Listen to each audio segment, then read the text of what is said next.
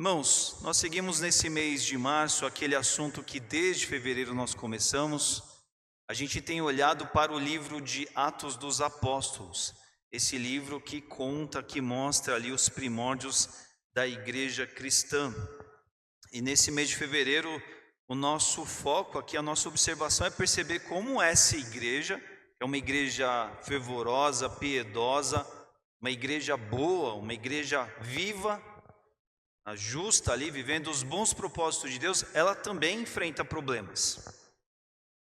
E dentro disso a gente trazer aproveitamentos para a gente. É uma igreja que tem problema de fora, em contato com o mundo ao qual ela está ali inserida, mas ela tem também dificuldades dentro. E isso é uma grande deixa para a gente, porque faz parte dessa nossa caminhada de viver a igreja, de viver um bom propósito de igreja, lidar com problemas também. Esse é o nosso assunto, esse é o nosso tema desses dias. E por isso essa igreja aqui, registrada nesse livro histórico do Novo Testamento, ela é tão oportuna para a gente, porque ali a gente tem uma boa referência para nós que estamos vivendo a igreja nesses dias. Também temos que estar em contato com o mundo ao qual a gente pertence, seja pelo coletivo da igreja representada, seja pelo um a um de nós que estão por aí vivendo as suas vidas e ali representando a igreja, não é?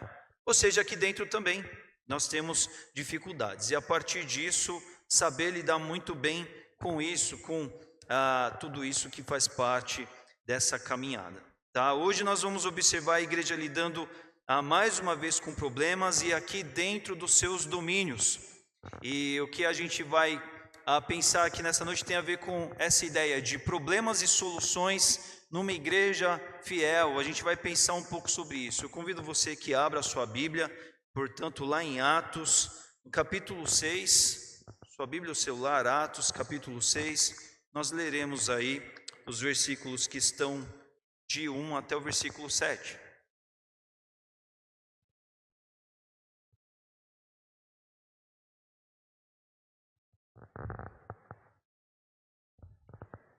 Atos 6, versículos de 1 a 7. Eu vou ler aqui na NVI, e o título aqui do trecho aqui é A Escolha dos Sete.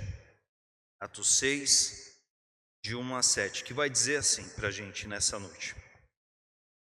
Naqueles dias, crescendo o número de discípulos, os judeus de fala grega entre eles queixaram-se dos judeus de fala hebraica, porque suas viúvas estavam sendo esquecidas na distribuição diária de alimento.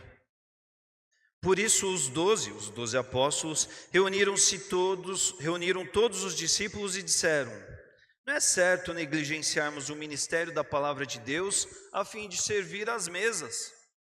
Irmãos, escolham entre vocês 7 homens de bom testemunho, cheios do Espírito Santo e de sabedoria. Passaremos a eles essa tarefa, e nós nos dedicaremos à oração e ao ministério da palavra. Tal proposta agradou a todos.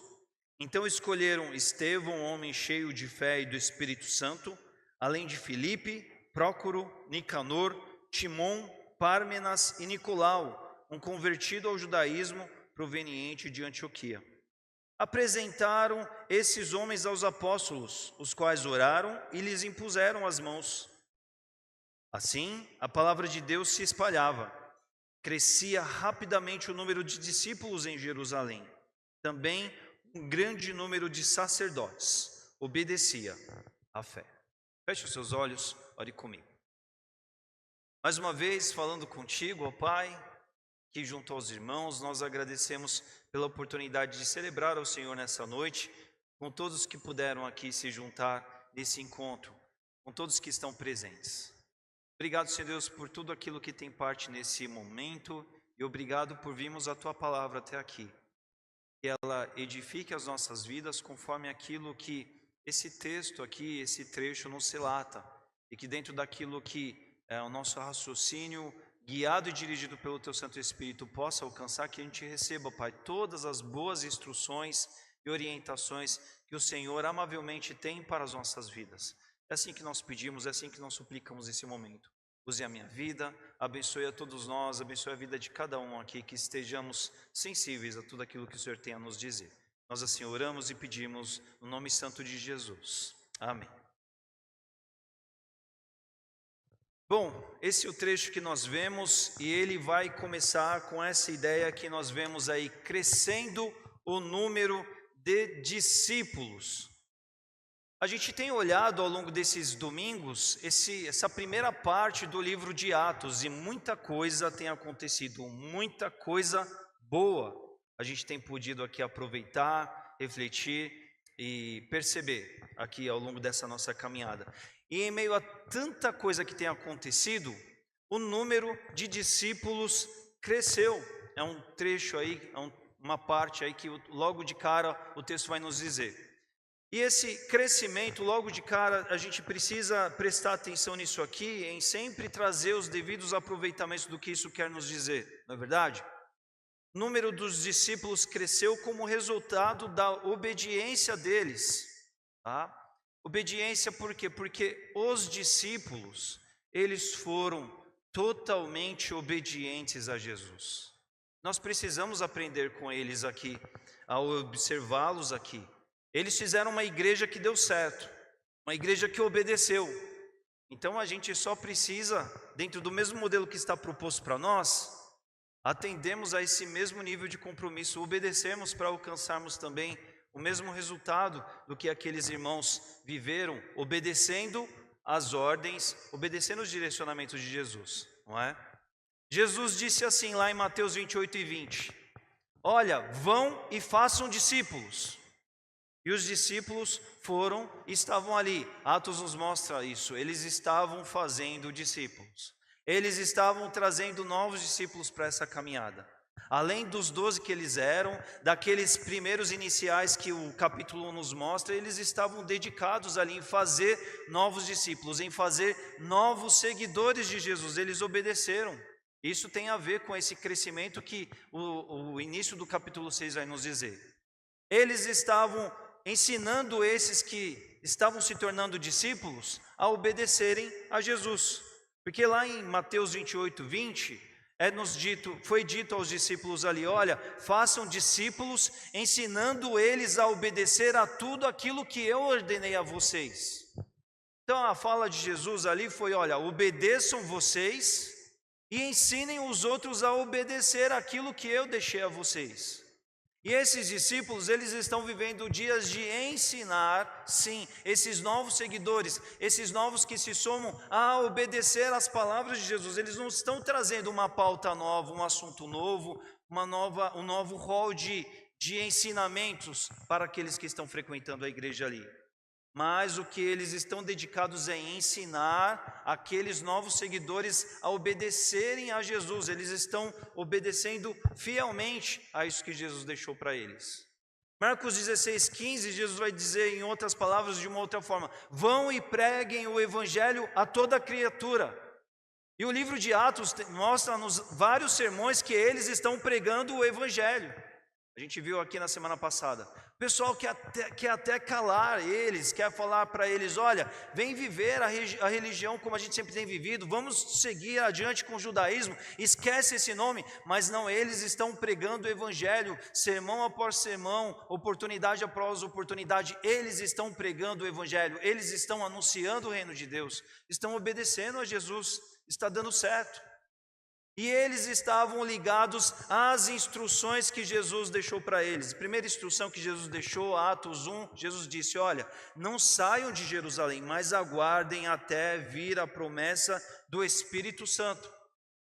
Até vir o Espírito Santo. E eles aguardaram fielmente em Jerusalém até quando o Espírito Santo veio de fato.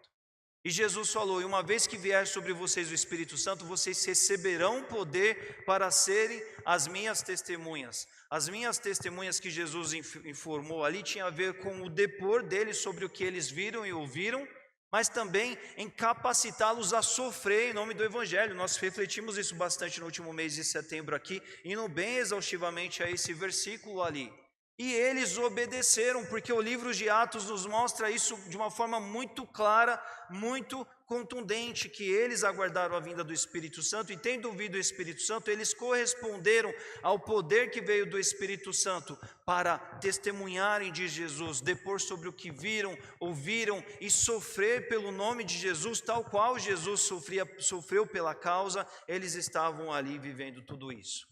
Então a gente vê que esses discípulos, essa igreja aqui, é assim, ela está dando muito certo, ela está sendo muito exitosa, porque ela é completamente obediente.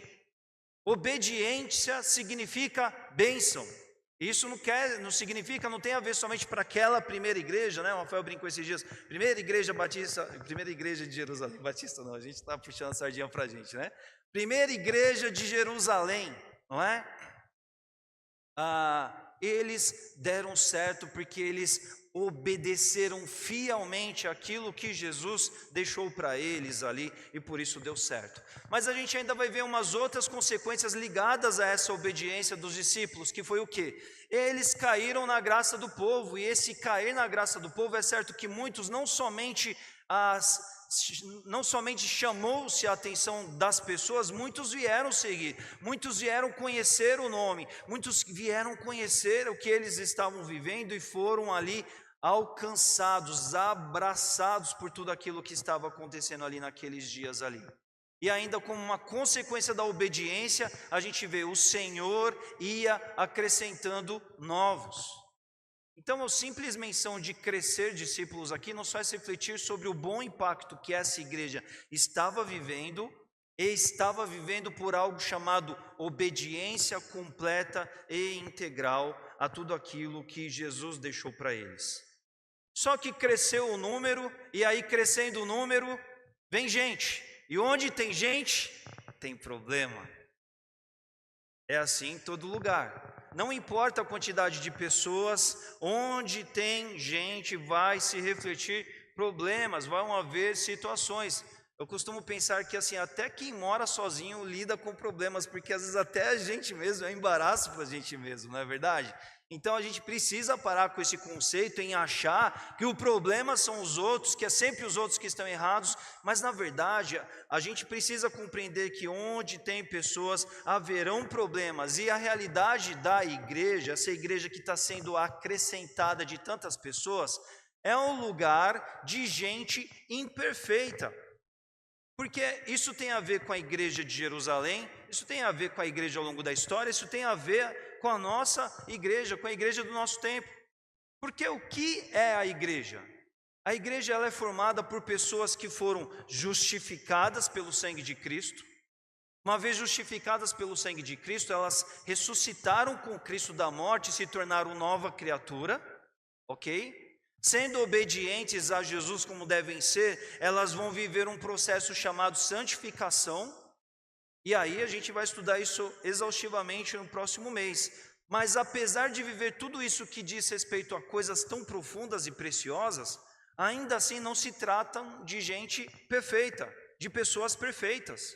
Mas são pessoas que estão na luta, buscando a perfeição, mas é gente que ainda vai falhar, porque por mais que você seja agora em Cristo nova criatura, por mais que o Espírito Santo habite dentro de você, e por mais que agora o homem espiritual, ele está ressuscitado, ele está ressurreto dentro de você, por meio de Cristo, e ele te aponta e te alude para as coisas de Deus, ele vai na direção de ser guiado pelo Espírito, nós ainda habitamos a essa plataforma de carne e osso que todos nós temos e estamos aqui em posse dela. E ela, não é, como nós nos lembramos, ela tem aquela natureza que nós trazemos desde o nascimento, uma natureza que se atrai àquilo que não tem a ver com Deus. Então o processo da vida cristã é esse processo dessa luta da gente obedecer ao Espírito, mortificar as obras da carne, e assim a gente viver o bom projeto de Deus, mas temos as lutas nesse processo, e a igreja é um lugar cheio de gente assim, vivendo essa luta. Gente que por mais que esteja vivendo toda essa realidade, vai pisar na bola, vai falhar em determinados momentos sim, e falhando gerará problemas, a gente precisa se lembrar. Mas os problemas ainda têm a ver com uma outra realidade que a Bíblia nos mostra, né, que Jesus nos mostrou, em que assim, a igreja, não é um lugar só dos santos, não é um lugar só dos salvos. Porque Mateus 13 vai falar sobre algo que Jesus contou sobre a parábola do joio e do trigo, que conta uma realidade da onde a qual os filhos da luz estão, mas eles estão rodeados e presenciados por gente que está ali por perto, parece que está na mesma, mas na verdade não está. E o reino de Deus, o reino da luz, é o reino dessa realidade em que muita gente ali às vezes está por perto, mas não está vivendo o propósito de fato. E o que aquela parábola de Mateus 13 vai contar, Jesus inclusive ao longo do capítulo explica ela, é que assim, olha, a direção é que assim, ao longo de vida, os homens terão oportunidade para terem os seus caminhos acertados, essa é a verdade. Para deixarem, vamos dizer assim, de ser joio e ser trigo. Mas em determinado momento, depois que eles crescerem, depois que as suas vidas acontecerem, haverá o juízo, e é ali que tudo será acertado pelo o Senhor do campo, aqui na ilustração da parábola. Mas o que isso quer dizer? Significa que assim, por mais que a gente se reúna como igreja, tem muita gente que às vezes vem porque a família trouxe, tem muita gente que vem porque às vezes o papo é bom, tem muita gente que vem porque às vezes a galera é legal, mas às vezes o coração ainda não se rendeu a Jesus. Às vezes alguns são trazidos por outros que são do reino de Deus, eles frequentam ali, e eles passam um bom período ali, simplesmente por algum motivo social, mas ali algum dia acontece o processo, e eles vêm, eles se achegam ao processo. Não é? De estarem no reino de Deus também. Mas a igreja é esse lugar que vai ter gente assim. E se a igreja, se o mundo do qual a igreja pertence e participa tem gente assim, essa gente, quando na igreja, não vai ficar produzindo obras da luz, não vai ficar produzindo obras próprias do Espírito Santo. Às vezes em alguns momentos elas podem até copiar aquilo que o social de alguma forma está produzindo. Ela pode refletir algumas pequenas coisas, alguns pequenos lampejos. Mas se ela não tem aquilo dentro dela mesma, como que isso vai ser próprio dela? Então, são realidades de pessoas que estarão no seio da igreja e causarão problemas, por exemplo.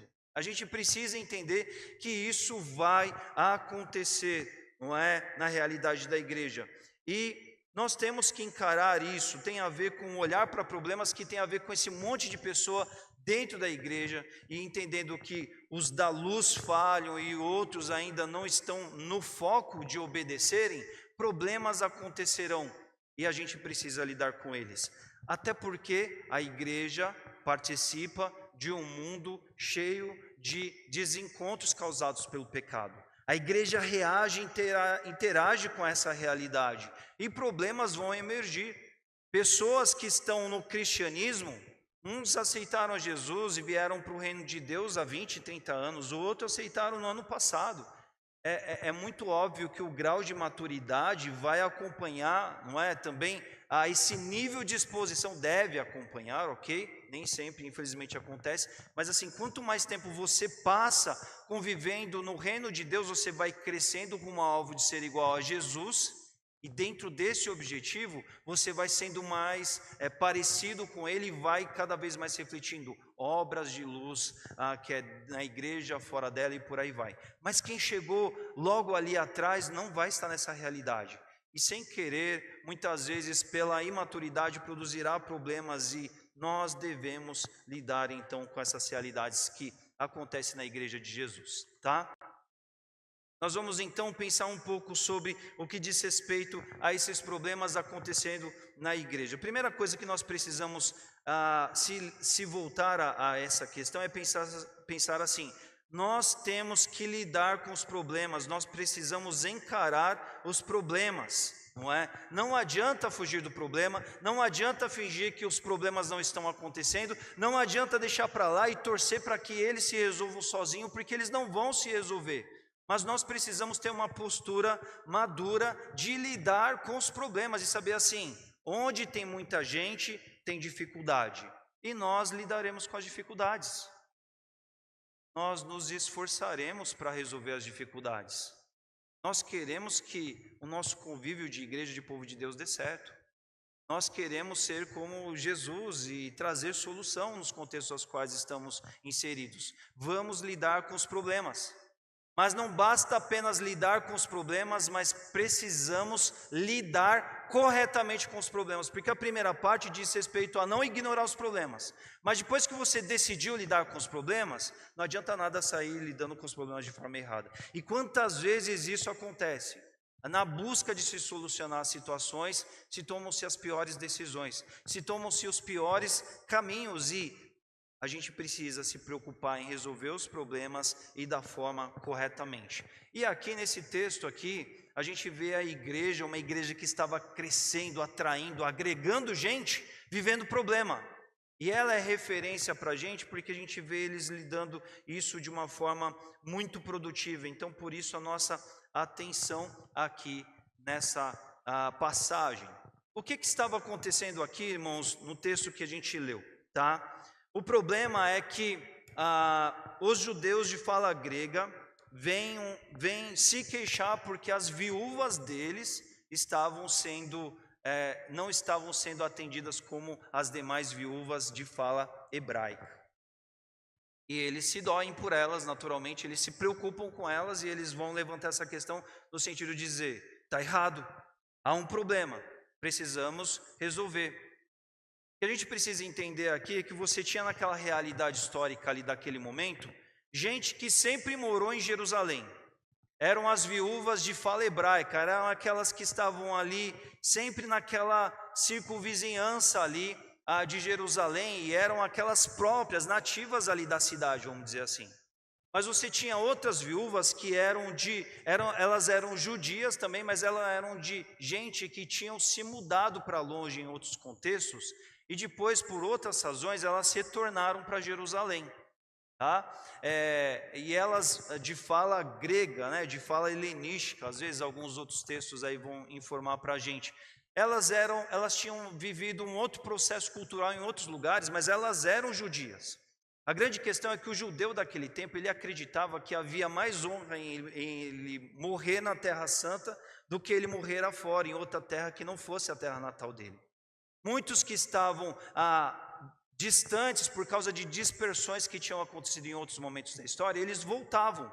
E quando voltavam, eles se instalavam novamente em Jerusalém, e na medida em que a família, os familiares iam passando, iam falecendo, aquelas mulheres ficavam desamparadas. E já era uma cultura daquele tempo, da igreja judaica, do templo, de atender as viúvas, aquelas viúvas que não tinham apoio das suas famílias, aquelas que não tinham a família para cuidar delas. A igreja se encarregava, a igreja se incumbia de guardar, de cuidar, de ampará-las naquilo que eram as suas necessidades. E essa foi uma prática que o cristianismo, a igreja primitiva, absorveu e trouxe ali para a sua comunidade, para o seu convívio e tudo mais. Então você tinha essas viúvas que estavam ali, mas de alguma forma, o que aconteceu? Na hora de se atender às necessidades ali delas, das viúvas como um todo, começou a se haver uma preferência e suporte para aquelas que eram as locais, vamos dizer assim, aquelas que não eram estrangeiras, aquelas que não eram de fala helênica, não é? Da fala grega, ou seja, o grego era a grande língua da época, é como se fosse a língua mais falada do tempo, daquele momento. Então era mais ou menos assim, você tinha as de dentro que eram as genuínas, as legítimas, e as outras não eram tão legítimas assim. E a partir disso começou a acontecer algo que o homem adora fazer, que é diferenciar. Uns são melhores do que os outros, uns são mais avançados, uns são mais especiais, uns são mais santos, uns são mais privilegiados do que os outros. Isso o homem faz o tempo todo. E é nesse contexto que essas viúvas judias de fala grega começam a ficar abandonadas. E os judeus gregos levantam o problema de uma forma correta. E aqui vale a nossa atenção, porque desde sempre, talvez mais hoje, as pessoas muitas vezes têm problemas e não falam dos problemas. Isso é errado, isso é uma dificuldade, algo a ser superado. Quando temos problemas, a gente precisa resolver. Esses homens aqui, eles vão levantar algo e legitimamente eles fazem isso. A forma como a qual eles falaram, talvez foram buscar isso, a gente precisa, às vezes, ter uma certa reserva aqui, porque alguns textos vai dizer que eles murmuraram, e a murmuração é algo que a gente biblicamente sabe que não é um caminho justo, correto, pelo qual a gente deve pleitear, correr atrás das coisas que nós precisamos. Mas é fato que as viúvas deles estavam sendo desamparadas. E eles vão correr atrás daquilo que era importante para elas, não é? E aí, buscando ali a solução que elas precisam, porque haviam ali critérios humanos que estavam acontecendo e desamparando ali aquelas viúvas. E aí a gente vai ter para a tratativa do problema. O que acontece aqui? Os 12 apóstolos, eles reuniram os discípulos para resolver o problema. E a frase bíblica que nós temos aí nos diz: não é certo negligenciarmos o ministério da palavra para servirmos às mesas.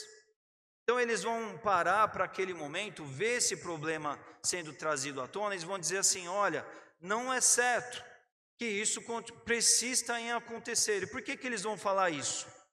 Porque de alguma certa maneira, aquele problema dizia respeito totalmente a eles. Atos 4,35 vai nos dizer assim que os homens começaram a trazer as ofertas, as doações, as vendas que eles faziam das coisas e eles colocavam aos pés dos apóstolos. Então os apóstolos estavam naquele dia a dia de uma igreja dessa pegando fogo, se dedicando à oração, tentando se dedicar ao ministério da palavra, que era o foco deles. E imaginem só, milhares e milhares de pessoas chegando e eles tendo que gerir essa questão de fórum, de atender as pessoas. É muito óbvio que outras pessoas vieram no processo de alguma ajuda, de alguma extensão aos apóstolos, e isso começou a gerar esse tipo de problema, de favorecer algumas e outras não. Não é verdade? E a partir disso que os apóstolos eles falam sobre isso, que fica fora do controle, não é? E eles percebem que esse tipo de situação estava levando eles a uma falta de prioridade. Eles deveriam se dedicar ao ministério da palavra e à oração, que nem o versículo 4 também adiciona aí. E eles disseram, não é adequado nós abrimos mão do ministério da palavra, a gente abrir mão da dedicação à oração para ficar aqui tratando de algo que outras pessoas na comunidade podem fazer. Então é esse tipo de informação que eles trazem, dizer assim, olha, eles se unem à igreja, eles falam assim, olha, gente, a gente tem problemas para resolver aqui, a gente precisa defender o foco nosso daquilo que a gente precisa fazer, e vocês precisam entrar em cena em trabalhar aqui, porque há um problema, e o problema precisa ser resolvido. E o caminho que eles adotam é, façam vocês, irmãos, não é como se eles dissessem assim, igreja, organismo, corpo, gente envolvida, gente que conhece entre vocês, vamos resolver os problemas, não é a gente, os apóstolos, que vamos ficar fazendo tudo. A gente precisa de vocês envolvidos aqui nesse processo. Eles não saíram assumindo, mas eles disseram, façam. E quando os apóstolos dizem, façam, primeiramente a gente deve pensar que eles dizem isso porque eles enxergavam que naquela comunidade haviam-se condições para que esses problemas fossem solucionados. Eles não chegaram para gente despreparada, para gente incauta, gente que não daria conta de resolver aquilo bem, não, mas eles pedem para gente que daria conta de resolver aquele problema assim. Mas eles dizem a esses que estão preparados, olha, façam, mas façam com critério. Vocês têm o trabalho, o ministério a fazer, mas façam com critério. E não é qualquer critério, não é o critério de vocês. Porque se estivesse em questão o critério deles, o critério pessoal, já estava gerando problema. O critério pessoal deles já estavam dizendo, essas viúvas são melhores do que as outras. Essas merecem a nossa atenção e as outras estão ficando de lado. É por isso que eles vêm e façam, olha, precisam ter critérios aqui. Não é? De gente que vai ajudar a essas mulheres serem cuidadas. E eles dizem, olha, vocês precisam levantar aí homens de bom testemunho, homens de respeito, homens de reputação, a depender aí da sua versão. Homens cheios do Espírito, ou seja, homens que tinham vivido todo aquele processo daqueles últimos dias com eles, gente que sabia do DNA que eles estavam vivendo ali, nessa nova igreja que eles estavam cultivando, gente que estava ali dedicada e na direção do Espírito, e homens cheios de sabedoria, porque meus irmãos, para lidar com o problema, tem que ter sabedoria. Você já viu gente sem sabedoria lidando com o problema? Dá coisa boa? se resulta em coisa boa? É óbvio que não, não é? Porque a gente diz, os problemas precisam ser trazidos para que eles sejam cuidados. Só que nem tudo que vai vir é necessariamente um problema. Ou nem todo problema que vier será necessariamente um problema legítimo. E para isso é necessário sabedoria para lidar-se com os problemas que surgem, para os problemas que são trazidos, não é verdade? Então, esses homens, uma vez definidos por vocês, conforme esses critérios que nós estamos definidos aqui, eles cuidarão dessa necessidade, desse ministério que deve ser exercido por gente de respeito, cheios do Espírito e de sabedoria. E assim os apóstolos poderiam ficar com o foco deles funcional e correto, de dedicação à oração e ao ministério da palavra. O texto nos mostra que eles executaram esse plano. Os apóstolos correspondem à ação daqueles irmãos, não é?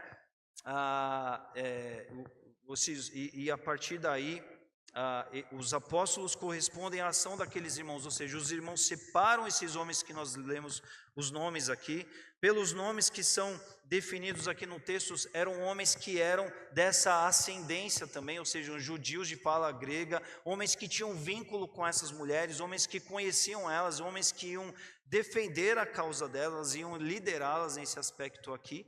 E a partir disso os apóstolos correspondem a esses nomes que são separados, ou seja, eles impõem as mãos, eles consagram esses irmãos aos serviços, não é? Muitos aqui atribuem esse texto ao estabelecimento dos diáconos na igreja. O texto original ele não vai entrar nesse particular, mas tem a ver com o aspecto sim de serviço na conjuntura da igreja, um serviço de atendimento às necessidades. E como consequência disso, depois que esse problema ele é tratado, ele é orientado, ou seja, houve um problema, os apóstolos disseram a direção para a solução, aplicaram a solução, o problema foi resolvido e a partir disso, qual a consequência que nós tivemos? A palavra de Deus se espalhava. Por que a palavra de Deus então se espalhava? Porque os apóstolos estavam fazendo o que eles tinham que fazer. Dedicação à oração ao ministério da palavra. Porque homens íntegros, respeitáveis, de reputação, cheios do Espírito Santo e cheios de sabedoria, estavam lidando com os problemas ali, não é? E tudo isso resolvia-se a situação. E a partir daí, crescia o número de discípulos, o alcance aumentou. E o texto também nos diz, grande número de sacerdotes obedecia à fé. Anualmente, haviam vários turnos ao longo do ano de sacerdotes que deixavam as suas tribos, as suas localidades, para servirem no templo de Jerusalém. Esses sacerdotes que vinham para o ofício do templo, da religião judaica estabelecida, eles estavam em contato com o cristianismo que estava acontecendo ali, com a igreja primitiva, e eles também eram alcançados na medida em que o evangelho ganhava alcance, na medida em que a mensagem era propagada, as necessidades eram atendidas, a mensagem era pregada e tudo acontecia de uma forma muito eficaz. E a gente vê que um problema que a igreja enfrentou não foi um empecilho, não foi um atrapalho, não foi um obstáculo, não foi um insucesso, um fracasso, mas de um problema houve-se uma boa solução. E a igreja seguiu mais forte depois do problema. A igreja não fraquejou, a igreja não ruiu, a igreja não se abalou, não chacoalhou depois do problema, a igreja não deu passos para trás, mas a igreja avançou muito bem. Irmãos, algumas aplicações importantes aqui para a gente, em vista de todo esse episódio que esse trecho nos aborda aqui. Primeiro, irmãos, a gente precisa pensar que a saúde da igreja, a saúde da comunidade cristã, sempre está na obediência. A gente viu isso aqui quando a gente percebeu os resultados e consequências diretas e indiretas da obediência. Obediência vai trazer alcances reais de crescimento para a igreja de Jesus. Perceba, crescimento não é inchaço. O que a gente muitas vezes tem visto acontecer é inchaço. É muita gente desproporcional, disfuncional, desconectada de propósito, gente que está ali dentro, numa grande aglomeração, mas não tem nenhuma vinculação profunda com as palavras, com os ensinos, com as instruções de Jesus. Isso não é crescimento, isso é inchaço. A nossa preocupação de igreja é sempre visar o crescimento genuíno que vem por meio da obediência a Jesus. E para isso, nós devemos, como os apóstolos aqui, não negociar o nosso foco. Líderes da igreja devem entender que deve-se haver um foco para a palavra e para a oração. A gente pode aprender com esse episódio aqui. Mas não é a palavra dele própria, não é a filosofia que ele mais agrada, não é a palavra de mais impacto do ponto de vista da atratividade humana ou do tempo corrente, mas da palavra pura de Deus, dos ensinamentos capitais de Jesus, aquilo que Jesus deixou para ser obedecido. Essa igreja aqui, ela foi muito exitosa, porque afinal de contas ela obedeceu e ela buscou o tempo todo se atrelar ao foco que ela deveria se atrelar. Quando houve esse problema, os apóstolos falaram: mais uma para a gente resolver, vamos parar o que a gente tem que resolver, porque a gente precisa resolver isso aqui de caráter pontual. Vamos se envolver aqui. Não, mas eles buscaram um caminho preservando aquilo que era o comissionamento pessoal deles. Mas para que tudo isso desse muito certo, os demais da comunidade também tinham que estar ativos. Tanto é que é disso que a gente vê, é esse modelo que a gente entende para a igreja e a gente busca aplicar aqui. A igreja não é a igreja de alguns. A igreja não é a igreja de 10% da igreja que lidera, protagoniza e os outros 90% simplesmente assistem. A real igreja de Jesus é um lugar de mangas arregaçadas.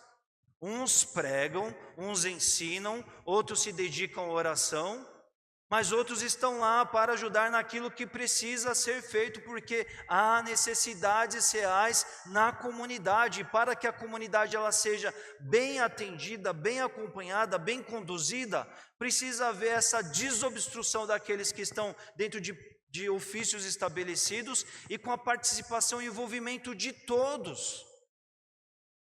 O corpo, na conjuntura daquilo até que o Novo Testamento muito bem ilustra, ele é sadio na medida em que todo ele está plenamente ativado, envolvido em atuação.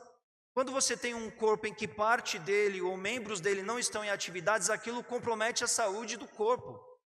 Deus ele não pensa em dizer assim, ó, ali existe um corpo em que alguns estão ali ativamente e os outros estão na passividade daquilo. Isso não é saúde. Mas a realidade da saúde de uma comunidade cristã está ligada a essa preocupação em que todos são produtivos e os focos não são negligenciados também. Isso vale para o nosso tempo também. Só que a questão de se privilegiar, de se priorizar o ministério da palavra e da oração não deve ser uma preocupação só daqueles que são pastores e pregam, por exemplo. A igreja tem que transpirar essa necessidade também. A igreja precisa entender que é assim que tem que ser também, porque ela deve entender assim, olha, enquanto uns fazem uma coisa, outros fazem outra.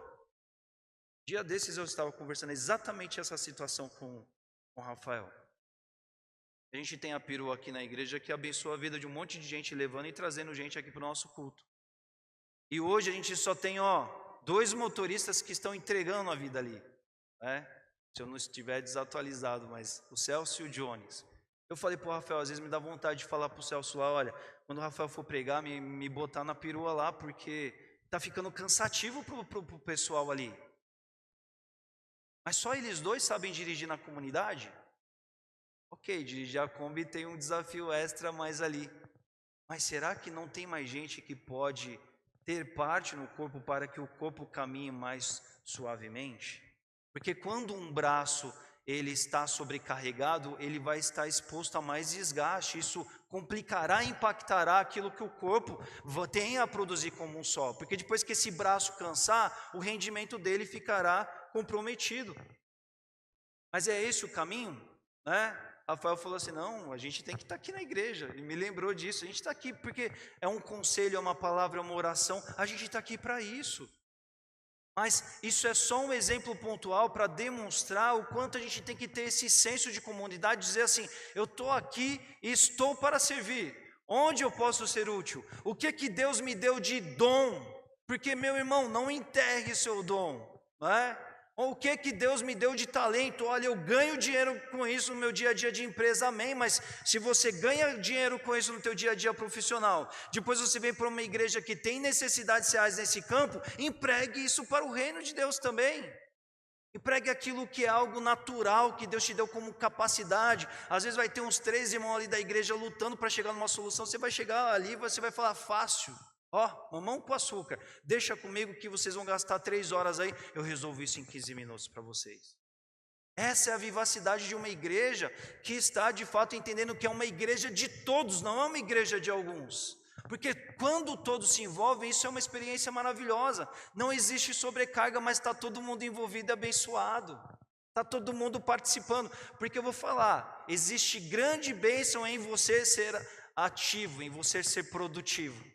Mas a gente não pode ser só produtivo para a nossa sociedade comum, para onde eu também sou remunerado. Venha ser produtivo para o reino de Deus. É óbvio que isso não tem a ver só com a igreja local, isso tem a ver por onde quer que a gente esteja. A gente tem ministério para fazer, independente dos domínios da igreja local estabelecida. Mas a igreja é um palco para você entregar, se dedicar pelo seu melhor. Mas quantas vezes isso acontece aqui na igreja, irmãos que às vezes estão ali em 2, 3 frentes, porque às vezes tem outros que poderiam ajudar mais e ainda não chegaram nessa realidade de participar, nessa realidade de contribuírem também. Então a igreja ela precisa ser viva, funcional, onde pessoas se dedicam, empregam e aplicam aquilo que são suas potencialidades, dádivas de Deus para que ela cresça. Uma outra aplicação para a gente, se tem gente, eu estou vendo um monte de gente aqui nessa igreja, tem problema, eu olho para o rosto de vocês, eu vejo assim, problemas, porque é todo mundo um diferente do outro, é cada um jeito diferente, um é mais acelerado, um é mais calmão, né? Um você precisa falar 10 vezes, o outro você começou a falar a frase e ele já está querendo sair fazendo as coisas. Esse é o nosso universo, e quando bota todo mundo para fazer coisas juntos, adivinha, vai dar problema, não é? E quando tem os problemas, meus irmãos, a gente deve destacar os problemas, mas veja, não é destacar o problema porque você vai ser o anunciador de problema. Porque desculpa, se você quiser ser o anunciador de problema, aquele que vai falar sobre cada mínimo problema exaustivamente aos detalhes, você vai virar uma pessoa que sabe, vai começar a tornar o dia a dia difícil. Sabe aquelas pessoas que às vezes assim ficam muito negativistas, né? Alguns até chamam de tóxicas, porque só fala de problema. Não, a gente tem que pensar assim, olha, tem algum problema ali, eu estou trazendo ele, mas eu já comecei a pensar na solução, porque inclusive se eu puder fazer parte da solução, estou aqui, vamos embora. Não é? Destacar os problemas desejando resolver os problemas. Não é destacar os problemas para dizer assim, olha como eu sou bom, eu sou um belo auditor de problemas, eu estou aqui para contar os problemas de todos vocês. Não é essa a realidade do reino de Deus. O reino de Deus é um lugar para a gente perceber as necessidades para abençoar o nosso irmão, para ser bênção, para ser produtivo, para ser eficaz na vida dele. Porque certamente tem tantas coisas que nós podemos e devemos fazer pelos nossos, destacar os problemas visando soluções. E uma vez que a gente destaque, que a gente encontre os problemas, a gente resolva os problemas, ter essa visão de pró-resolução de problemas. Então nós estamos falando sobre questões diferentes aqui. Uma das coisas que pastoralmente eu mais vejo acontecer na igreja, sabe o que é? Eu fico sabendo de problema, mas o problema já venceu. O problema era a proporção 10, já virou proporção 90, porque não trouxeram à tona para ser resolvido na hora certa. Deixaram inflamar, deixaram chatear mais gente, deixaram o ciclo acontecer. Aí quando ficou insuportável, aí vão falar com a gente, não é? E aí quanta gente já foi exposta. Às vezes alguns problemas eles são simples, e a gente precisa ter essa sensibilidade de entender assim, olha, deixa eu entender esse problema. Não significa trazer à tona os problemas, não significa assim, cadê? Eu vou lá bater o tempo todo na porta do meu líder, na porta do pastor, vou lá levar o problema. Entenda o problema, você é filho de Deus, você tem quantos anos de igreja? Seja instrumento, se é uma palavra que você pode dar, se há sabedoria a respeito daquilo que está acontecendo, está para você, você pode fornecer um bom conselho, entregue o bom conselho, ore com a pessoa. Importe-se para que ela esteja mais confortável, mais suportada. Doe-se, e se em algum momento você perceber que o seu braço não alcance, aí você escala, aí você vai para uma outra dimensão de envolver mais pessoas. Mas Destaque os problemas visando a resolução dos problemas e visando a resolução correta dos problemas. E aí o livro de Tiago vai nos dizer assim: se alguém se sente com falta de sabedoria, o que o texto nos diz? Peça a Deus. Que talvez Deus vai dar? É isso que o texto nos diz? Não, Deus ele é generoso em dar sabedoria para quem está dizendo ali: eu quero sabedoria, porque eu quero exercer sabedoria quando os problemas surgirem na igreja. Vá lá, seja sábio em resolver da forma correta, porque não adianta querer resolver problema da forma errada. Quando a gente pega um problema e a gente vai resolver da forma errada, adivinha? A gente vai aumentar o problema, e a nossa visão é para resolver as dificuldades dos problemas, não é para torná-los maiores. Então, o nosso objetivo é poupar pessoas, é preservar vidas, é incentivar gente, é promover encorajamento, é destacar a gente para viver cada vez mais da grandeza, da beleza do reino de Deus, é para fazer as pessoas crescerem, e a gente cresce enquanto a gente ajuda elas em todo esse processo, mas para isso precisa-se de sabedoria. E eu fico pensando assim, quantos de nós, nessa última semana oramos dizendo assim: Pai, eu preciso de um pouquinho mais de sabedoria.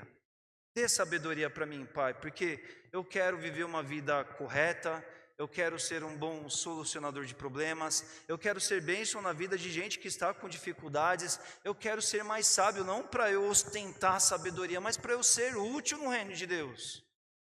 Essa oração não é uma oração que os pastores devam fazer, é uma oração para todo filho de Deus. Sermos sábios para sermos úteis, para sermos bênçãos sobre a vida daqueles que estão convivendo com a gente, seja na família, seja na igreja, seja onde quer que seja, porque não adianta querer resolver os problemas e resolver de qualquer forma. Nós precisamos da sabedoria que vem de Deus para ter boa condução sobre as coisas, não é? Eu ainda aplico trazendo também a seguinte ênfase aqui: olha, a igreja precisa ser um ambiente solucionador de problemas também, não é? É um ambiente que a gente precisa entender assim: aqui a gente chega quebrado e a gente sai melhor, aqui a gente chega destruído, mas a gente chega para ser cuidado. Mas não é porque a igreja tem um pastor, graças a Deus tem dois, nossa, aí aumentou as chances. Não é porque tem gente de Deus, sacerdotes de Deus, gente que se importa, e como o Guilherme introduziu aqui hoje, o culto de hoje, gente que ama. Como você pode dizer eu amo, mas você vive indiferente ao amor que você tem em favor, em prol daqueles que estão ao seu redor? O amor que é próprio de Deus é aquele amor que não se contém em expandir, em ir além, em alcançar aquele que precisa, não é? Nós precisamos ter um ambiente funcional e de prioridades não negociadas. Uma igreja, um processo, uma igreja, um ambiente que envolva a igreja toda motivada nessa visão, não é? Isso inclui o delegar? Sim, inclui o delegar. Precisamos delegar? Devemos delegar? Precisamos delegar e devemos delegar. Mas a gente não faz isso sem critério. Porque se a gente fizer isso sem critério, a gente vai gerar mais problemas. A gente vai ferir mais pessoas. Aqui a gente vê que o episódio que Atos experimentou aqui, os critérios eles são muito bem postos. E a igreja é um lugar de critério. Mas é um lugar de critério por quê? Porque a gente caminha com Jesus, a gente caminha com Deus que nos chama para ser igual a Cristo Jesus. Quer mais critério do que esse? Sermos como Jesus, brilharmos a luz de Cristo, sermos úteis, frutificarmos do Espírito. Lê lá o fruto do Espírito, as características, só tem coisa boa. Nós somos chamados para tudo isso, e tudo isso tem o seu lugar em termos fruto do Espírito, em termos obediência a Deus, para num composto de muitas pessoas abençoar, se doar e usar as oportunidades para abençoar e caminhar com todos. Vocês já pensaram, meus irmãos, a grande bênção que é e que será quando cada um olhar para si mesmo e falar assim: Pai, me dê mais sabedoria, Pai, me ajude a empregar tudo o que eu tenho, Pai, me capacite a ser bênção, Pai, eu quero uma igreja ativada, eu quero uma igreja abençoadora, e para que essa igreja seja essa bênção, tem a minha parte a ser feita. Pai, que eu não falte com nada daquilo que eu possa contribuir. Já pensou todo mundo nesse nível, meus irmãos? É o que Atos estava experimentando de uma escala muito grande, porque esses irmãos estavam vivendo tudo isso. Às vezes, para a gente que está nesse dilema de servir, conduzir, liderar na igreja, é um grande desafio, porque nós temos critérios que não podemos abrir mão. Mas os critérios não são simplesmente para aquilo que se tem a fazer na igreja. Na verdade, critério é uma coisa própria do reino de Deus. Critério é uma coisa de você estar em conformidade com o reino para o qual você foi chamado. Recebemos de graça, mas a partir da graça a gente não faz para pagar o que a gente recebeu, porque já está pago, não tem nada a ver com o que a gente faz. A gente faz pelo prazer de, ampliar para frente aquilo que foi dispensado sobre as nossas vidas, e isso com amor a gente faz, porque primeiro foi nos feito a nós, não é? Entender que quando problemas acontecem nesse âmbito todo, problemas fazem parte do êxito, né? Fazem parte de um caminho de crescimento e de sucesso. O livro de Atos aqui mostra assim, olha, igreja boa, problema acontecendo e a igreja saindo mais forte. Por quê? Porque Deus pode fazer isso.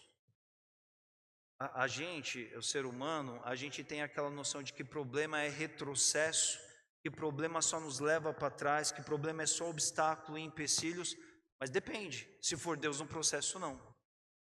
Porque Deus, Ele usa a sabedoria que vem dEle, a sabedoria do Espírito, para em meio aos contextos mais caóticos, produzir os melhores resultados que Ele pode fazer. Por mais que as nossas vidas sejam limitadas, por mais que o nosso braço seja curto, Ele está conosco, Ele é por nós, cantamos aqui hoje.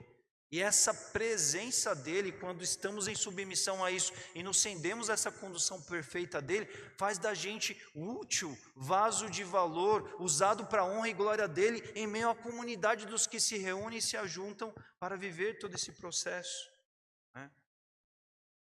Então, irmãos, nós concluímos toda essa parte pensando para nós aqui, nessa noite, sobre que igreja que somos ao pensar sobre tudo isso, que parte somos para a igreja. Quando a gente pensa sobre a igreja que somos, a gente está pensando no coletivo.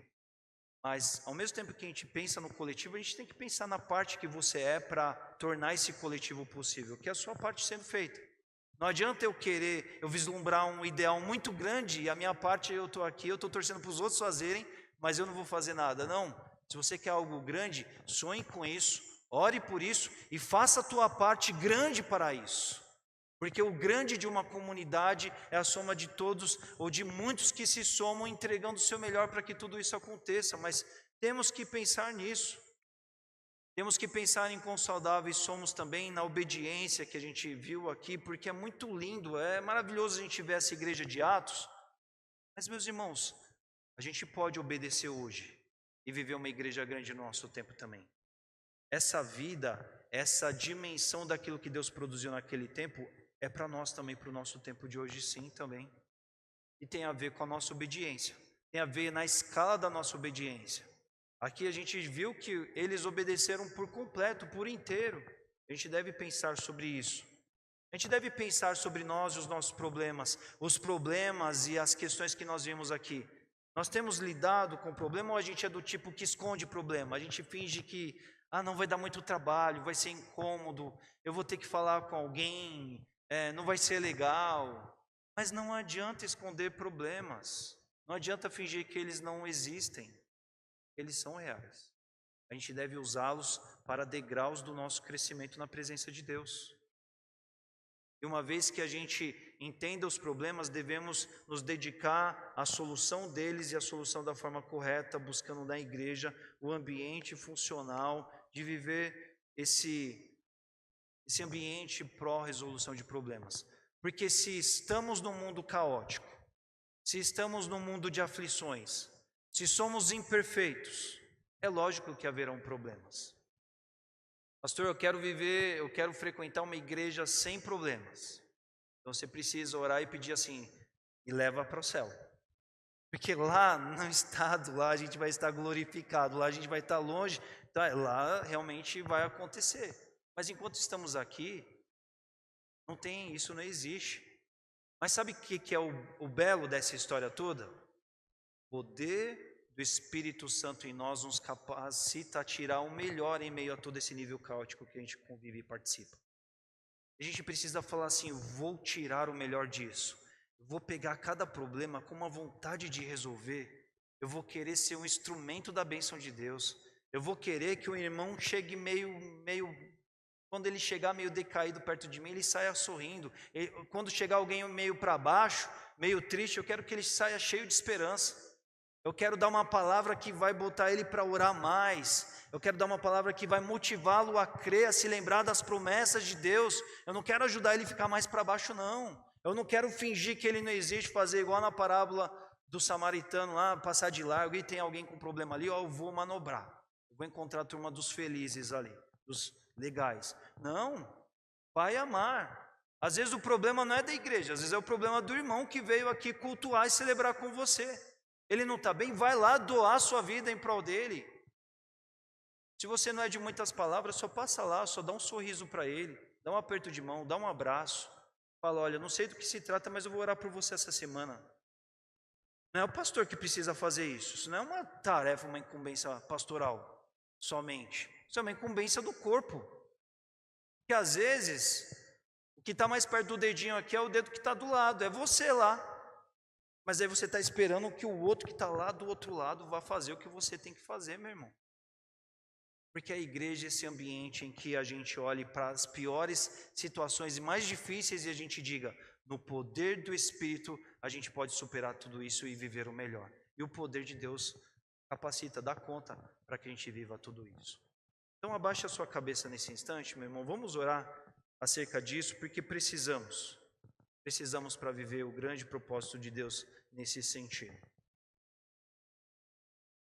Sim, Pai, estamos aqui, esse é o Teu assunto conosco hoje. Foi isso que esse Teu povo viveu ali na época de Atos, ali, Senhor. Tinha problema ali, tinha uns problemas muito sérios acontecendo ali também. Porque é gente reunida, gente junta, gente diferente, gente difícil. Uns mais fáceis, uns mais complicados e, sabe, se reúnem, Pai.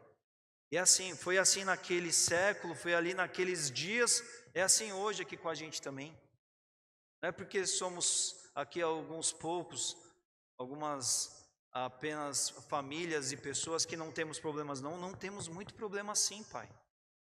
Mas a gente precisa aqui aprender com esses irmãos, precisamos aprender com as Tuas Escrituras em entender que o que faz a diferença no processo é a submissão e a obediência ao Senhor e ao Teu Espírito. E o Senhor nos trouxe, Senhor Deus, para sermos luz. A luz ela clareia, a luz ela evidencia os obstáculos para que eles sejam desviados, para que eles sejam retirados, para que eles sejam movidos, removidos, demovidos, que seja.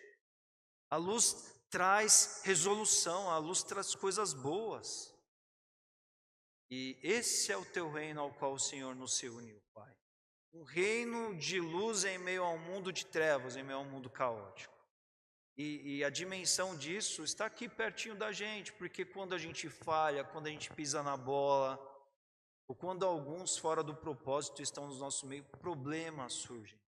E quantas vezes, Pai, como filhos Teus, nem sempre a gente tem agido corretamente, porque às vezes é ilusório pensar que é melhor deixar para lá, que os problemas se resolvem por si só. Dá a sensação de que assim, olha, deixa quieto que vai ficar bem. Eu vou encarar essa não, mas não é assim. A gente foi colocado para servir, e o servir tem a ver com a medida de auxiliar nos problemas que surgem também, Pai. Mas precisamos, Senhor Deus, servir corretamente, precisamos ter critérios, precisamos ter sabedoria.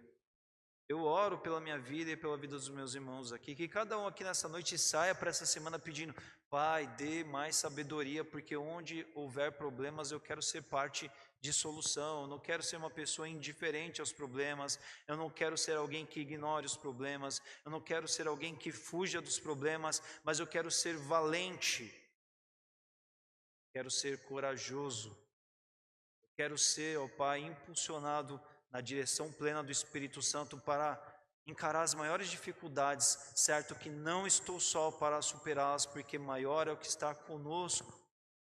Então que assim seja com todos nós, Pai, porque nós temos os próximos dias, semanas, o ano pela frente, essa vida, essa época, prevê essas lutas, essa dificuldade, mas nós queremos ser uma igreja fiel, e uma igreja fiel, o Crentes fiéis também têm problemas e precisamos lidar corretamente com eles.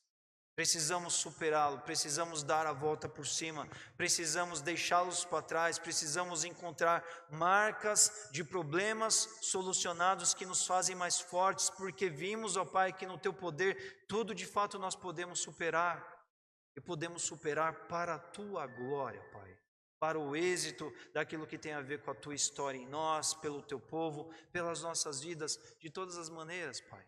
Então faça assim também nesses nossos dias, ó Pai. Somos Tua igreja, esse ano a gente completa 50 anos, Pai. Tanta coisa para a gente servir, tanta coisa para a gente produzir pelo Senhor, para a Tua glória.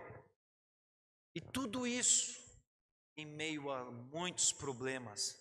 E quando a gente veja o problema, que a gente se lembre do Senhor, Pai.